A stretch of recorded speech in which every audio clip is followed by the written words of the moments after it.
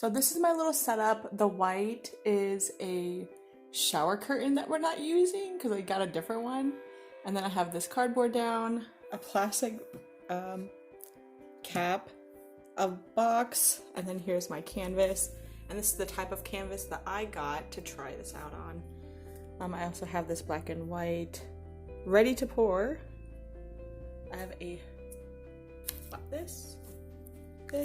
colors, some cups to mix, some gloves, and some already mixed paint set.